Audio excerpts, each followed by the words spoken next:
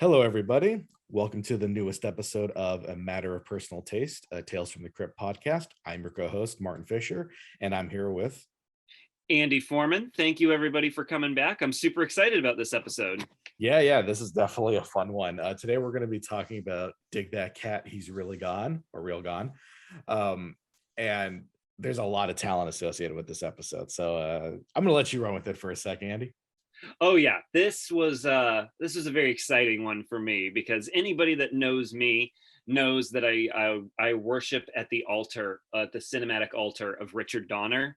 And watching this episode, I'm like, I just see everything that I love about this man's work boiled down in this episode. It is so awesome to see Richard Donner play in a proper... I mean, I know he directed The Omen, but The Omen is like a very serious movie. It is so fun to see him play in a very playful horror playground.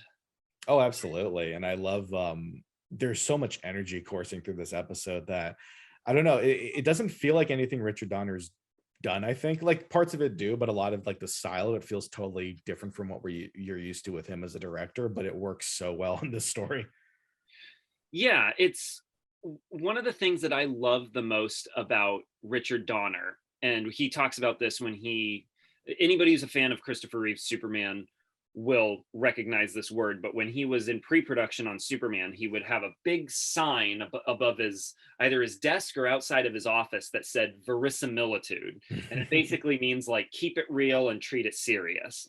And I've noticed that throughout his career, the thing that appeals to me most about Richard Donner is that without sacrificing the fun and the sort of, for lack of a better term, joy of the subject matter, whether it's, Lethal Weapon or Superman or, even something as serious as The Omen, Richard Donner treats it very seriously. Like he doesn't, I mean, even though Superman literally looks in the camera and smiles at the end of the first movie, he doesn't wink at the audience in a way that he thinks he's above the material. Richard Donner always treats the material as, if not, sacred might be too grand of a word, but he always treats it with respect. That's something I noticed in this episode a lot, is he's not approaching this episode like, oh yeah, it's some, it's a 50s horror comic, like let's just do whatever we want. Like, no, he's putting EC Comics on screen.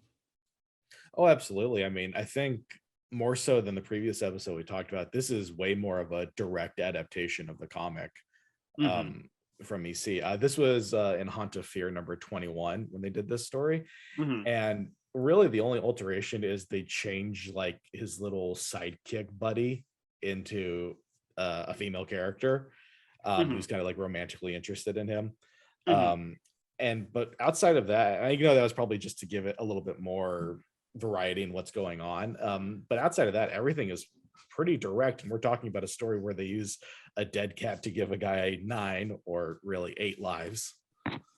Yeah, and it's not treated as a comedy. I mean, it's funny. It's got fun moments in it, but there's no scene where Joe Pantoliano looks directly in the camera and it's like, so you're gonna give me a cat's gland to make me live forever? That's weird. Like, no, it is a straight up respectful, exciting, like energetic adaptation of this. And I think what's so great about it is, you referenced the original comic.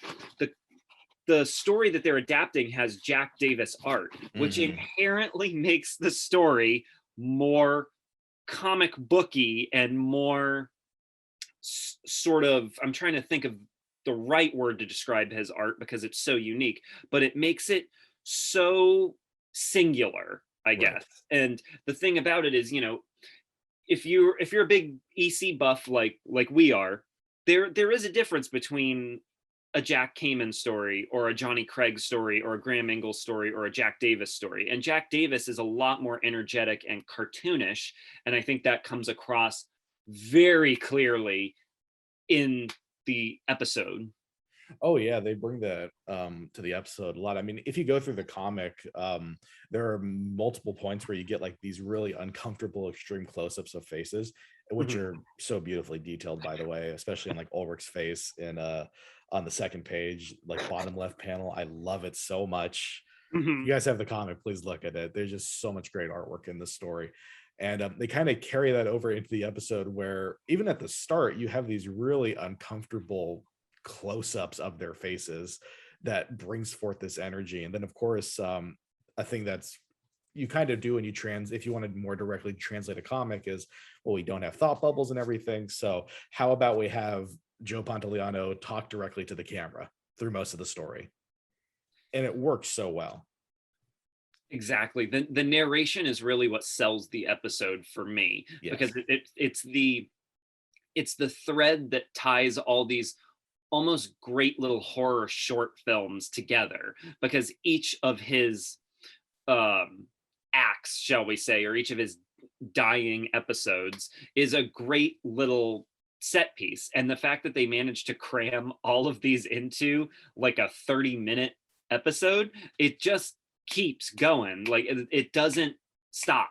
It every 3 to 5 minutes is something else is catching your attention. And I think I don't know what order these 3 episodes aired on. I know they all aired on the same night as the premiere, but I don't know what order they necessarily aired in. But if Dig That Cat was the last episode that aired that night, what a hell of a way to end the night. Oh yeah, definitely.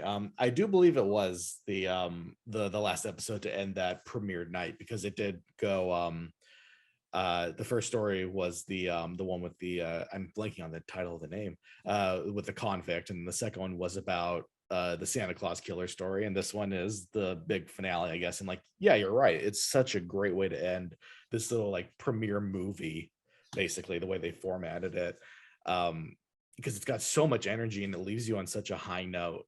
And it's there's so much about this episode that's so impressive, even down to the editing. I love the editing of the story, of the film. The way they do it is just it keeps that flow going, and it keeps kind of that zany comic booky feel without, like you mentioned before, it doesn't really feel like it's making fun of the material.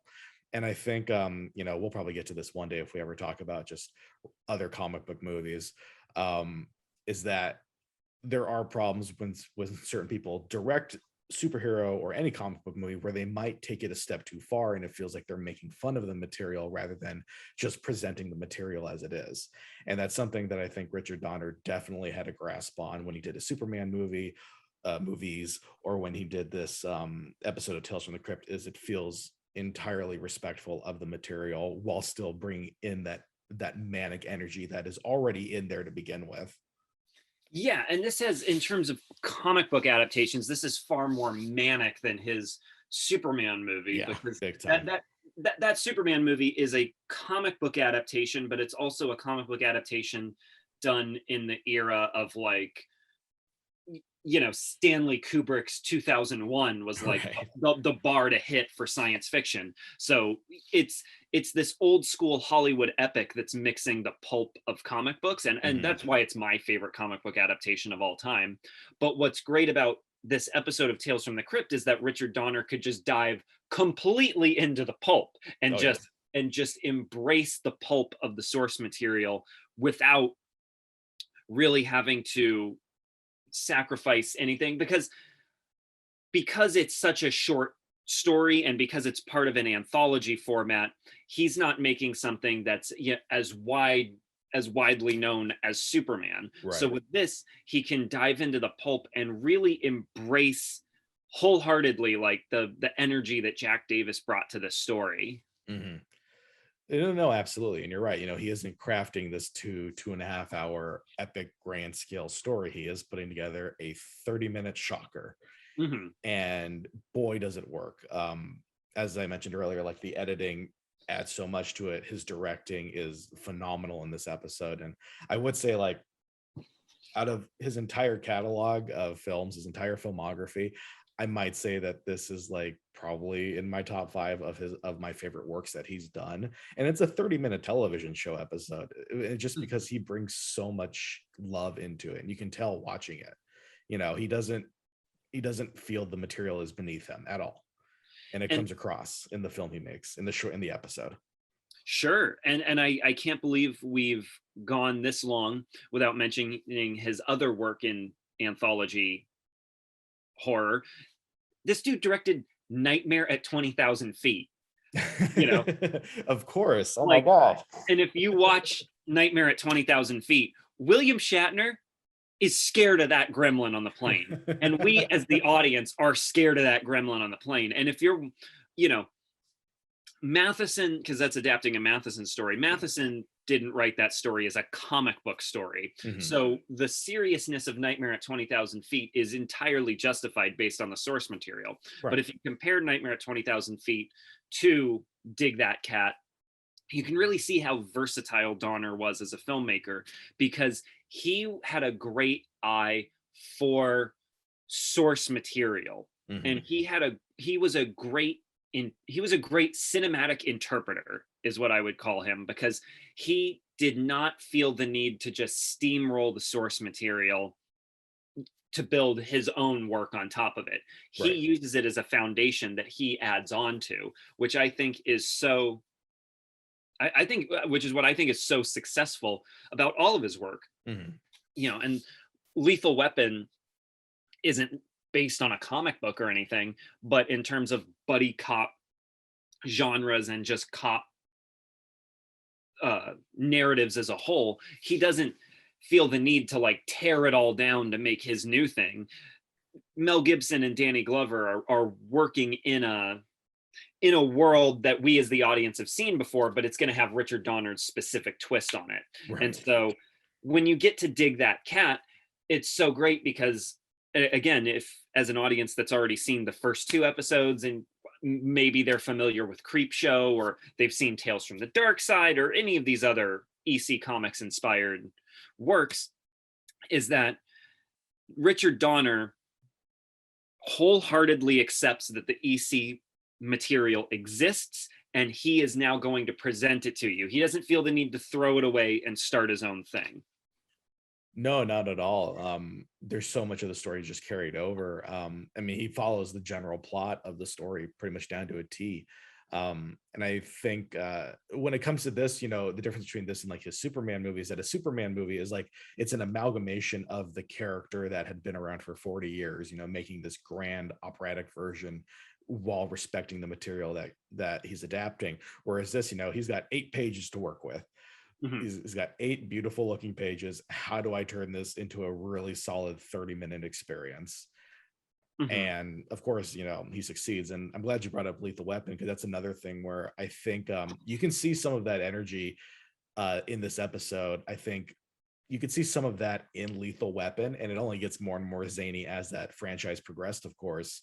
And I think he brought a lot of that energy to this episode. Right. And I think what's great is when you brought up his Superman movie, mm-hmm. is he's adapting Superman not as an individual story. Like, he didn't pick up an issue of Superman and say, we're adapting this. He was adapting an idea and an icon. And that's why that movie is allowed, and I say allowed very loosely, because I will never question Richard Donner on anything. The man's brilliant. But that's why that movie is allowed to bring in these other influences and sort of put the character of Superman in a world he hadn't been before, which was sort of a more adult storyline. That's this. I mean, it was shot by Jeffrey Unsworth, for God's sake. So it mm-hmm. literally looks like 2001: A Space Odyssey. Right. And so you're putting him in this grand science fiction epic that's more or less made for adults. Whereas with Tales from the Crypt, there's not a Dig That Cat universe. There's one story from Jack Davis, in the same way that there's one Nightmare at 20,000 Feet from Richard Matheson. And Richard Donner is a master of I was going to say truncating the material, but honestly expanding it, because they're both so short, expanding it into a narrative that really, really works as this little mini horror short film. Mm-hmm. No, absolutely. And I know someone's going to be like, wow, they're bringing up Superman the movie a lot for this episode. But I mean, a big part of what we talk about are, you know, the EC comics, and it's only right. Like, if we're talking about a Richard Donner production, to bring up the fact that he directed probably one of the most important movies in history, you know what I mean? It's only important that we bring that up, because then you can see like bits of that carried over into this work, because, you know, same director and everything. And I do like that you brought up that he doesn't truncate the material, he expands upon it, because again, this is an 8-page story he's working with, and he really kept the source material down to a T while adding a little bit of his own flair to it. And I think one of my favorite moments in the entire episode is right smack dab at the ending, which he did carry over from the comic, is as they're burying Ulrich and everything, and he realizes that, like, oh my God, you know, I only have 8 lives, not 9 lives. Is that there's that part where, you know, they hear like a cat's call, like the cry of a cat. And they're like, oh, did you hear that? Oh, it must have been nothing. They're kind of all freaked out. And I think that's just such a great little audio cue just to bring in, that adds just a really cool level to it, is like his dying scream is a cat's cry. Yeah, and this has to be one of my favorite EC Comics twists ever, because it's one of those ones that I don't want to say I didn't see it coming, but the way it's revealed is so narratively true. Like it really feels like a comic book reveal in this episode, because he's just like sitting there, and that's another thing that we have to mention in this episode is Joe Pantoliano's performance. I love the arrogance on this dude. I'm looking at the comic right now, and like every panel you see of like Ulrich, he just looks so smug in everything that he's doing. Like there's the panel of him going over the waterfall, and he just like looks like he looks like he's taking a ride at Raging Waters. And then the next panel is him laid up in the hospital, and he just has this look like whatever. And Joe Pantoliano is so great in this, because he's so smug and skeevy. And also Dan Aykroyd as the carnival like ringleader is so awesome in this. Andy, I'm gonna have to correct you, buddy. I'm sorry? That's not Dan Aykroyd. Is that not Dan Aykroyd? No, you know who that is? Who? That's Robert Wool. Do you know who Robert Wool is? That's Robert Wool? Yeah. Oh my God. You would never be able to tell. I did not realize that from the Alexander Knox himself. That's right. And my God, that's why I had it written down in my notes, because I'm just like, I can't believe that's him. Oh yeah, no, I can't. He gives a very Dan Aykroyd performance in right. Yeah. Oh my God. I was sure it was one of those ones where I was watching it and I was so sure it was Dan Aykroyd. I'm like, I'm not even going to bother Googling this, because I'm sure it's Dan Aykroyd. That's Robert. Wow. Alexander Knox himself. Right. Exactly. And you know, what's funny is, I was going to say this for the trivia section, but let's bring this up now. Sure. Is that, you know, these 3 episodes premiered on June 10th, 1989. You want to guess what premiered on June 23rd, 1989? Batman 89. That's right. So this was, and I think this was Robert Wool's like first like big project he had done, was Tales from the Crypt, at least that people saw. And then right after that, 2 weeks later, Batman came out. And that's insane that he got to work with both Tim Burton and Richard Donner. Oh man, like a year. That's insane. So 1989 was the year of Robert Wool. That was the year of Robert Wool. Absolutely. Exactly. If he had been in Indiana Jones and the Last Crusade, it would have been the perfect trifecta. Yeah, but no, Joe Pantoliano's performance is amazing, and Robert Wool's is, they both of them together have brings they match the editing, they match the directing in just intensity and just humor coming through their performance. They look like comic book characters. Absolutely. With their expressions. They all have the raised eyebrows, and they all have the very deliberate movements to their performance. They look like a cartoon come to life, and I'm saying that in the best way possible. No, yeah, absolutely. Robert Wool's face in almost every shot, you could freeze frame it, and it feels like it's ripped directly out of a comic book just looking at him. Yeah, I could totally see Jack Davis illustrating like storyboards for this. Right. I think I'm going to use one of his faces as like the image for this episode. Go for it. Yeah, you can also use it as your Twitter profile picture. It's perfect. Exactly. Yeah, it's such a fantastic episode, and I can't praise it enough. This is really like, it's crazy to think like this was premiered basically as, you know, an hour and a half movie, as 3 episodes put together. Mm-hmm. And it's insane to think like, yeah, this is the one they went out on, and what a way to go out. Yeah, I just picture watching this on the premiere night, and it gets to be like midnight or so, and this is over, and this is what you end on. Mm-hmm. Oh man, that it was a good time to be a horror fan that night. Right, definitely. And, you know, I totally get like, you know, everyone just like, all right, I'll stick around for the next episode, whatever this is going to be, because this is insane. Yeah, this along with the 2 episodes that we've discussed previously are the perfect trifecta. And like you said, it's basically like a 90-minute movie that they premiered that night. If they had never made any Tales from the Crypt beyond this, and they had just packaged this as a movie and sold it, right, it would be up there with Creepshow. Like, absolutely. If these 3 episodes had just been released as like a HBO original movie, this would be a legendary cult film. Oh, definitely. I mean, yeah, if unfortunately had it gone that way, and they basically like did what Showtime did to Body Bags, and right, just take like these 3 episodes and stitch them into a movie, it would still be a landmark movie and incredibly important to anthology filmmaking. But here's the thing is, luckily they picked it up, and then we had like over 90 episodes of incredible anthology filmmaking. So that means we have 90 episodes of this show to go. That's not right. To mention multiple interludes, because there's movies and all kinds of history that we have to go through. Yeah, we've got a long road ahead of us. So for sure, we're probably going to have to wrap it up on this one with how much more we have to go through. Exactly. And, what a fantastic episode. I would seriously recommend, if you're listening to this podcast for some reason and you haven't watched Tales from the Crypt, which would be insane to me, absolutely, if you want an introduction, or want to show somebody like an introduction to like how to get into this show or the comics, even just show them these 3 episodes. This is a great introduction. Just literally show them the first 3 episodes. There's many fantastic later ones to pick from, of course, but this is such a great introduction to understanding the feeling of what this series is going for. Just turn out all the lights. Maybe if you have like a plastic jack-o'-lantern lying around from Halloween, maybe plug that in. Wait till it's late at night, get a big bowl of popcorn, and just sit and enjoy the next 90 minutes of amazing anthology horror. Yeah, you'll be in for quite the ride. So before we sign out though, I do have one more extra bit of trivia, I suppose. Let's do it.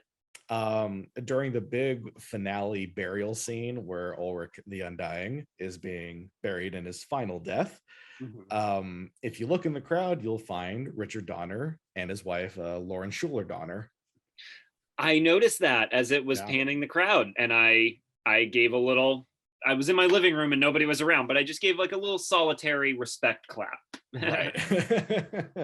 Because I think, as we've established, Richard Donner is responsible for so much of what we love today. Yeah, absolutely. So yeah, no, I don't think we could understate just how important his impact on filmmaking, and especially comic book filmmaking, is. And the fact that they got him onto this project and he was so heavily involved with the whole entire series really shows like he really knew his stuff. And, you know, it's a shame we'll never get Lethal Weapon 5 with Richard Donner directing, but you know what? We got such a great list of films and so much great television out of him too. Yeah, his legacy is going to live on forever. Absolutely. And certainly as long as they keep making comic book movies, because every single one that comes out is a child of Superman the movie. Absolutely. So, and, you know, it doesn't matter in the next 50 years, every Superman movie or show they're going to make is going to be somewhat compared to those films. And there's a good reason for it, because they especially his first one and Superman 2, his version, of course, they're important for a reason, and they left such an impact on just the way we do things, just the way we adapt comic books. And this episode is a fantastic reminder of the talent he had. Yes, and getting back to the Tales from the Crypt, like without Richard Donner helping spearhead this show, I mean, Tales from the Crypt was a huge part of horror in the 90s. Mm-hmm. So we don't get the horror genre as it is today without Richard Donner and Joel Silver and Robert Zemeckis and all of them spearheading this project. So Richard Donner had, and of course The Omen, of course Nightmare at 20,000 Feet, of course Lethal Weapon, but without him, without him, the genres we love, whether it's superhero or horror or action, they are not the same as they are today. And I would argue some of them wouldn't exist without him today. So if that's one thing we can leave you on is thank you, Richard Donner. Thank you. What a note to leave out on. For sure. Well, everybody, we hope you enjoyed this episode. Next time we're going to be talking about the 4th episode. If you haven't listened to it yet, please listen to our previous interlude where we interviewed Jason Cretton of Horror Hound Radio. It's a very fun episode. It's a bit longer than we usually do, but it is our first interview, so give us a break.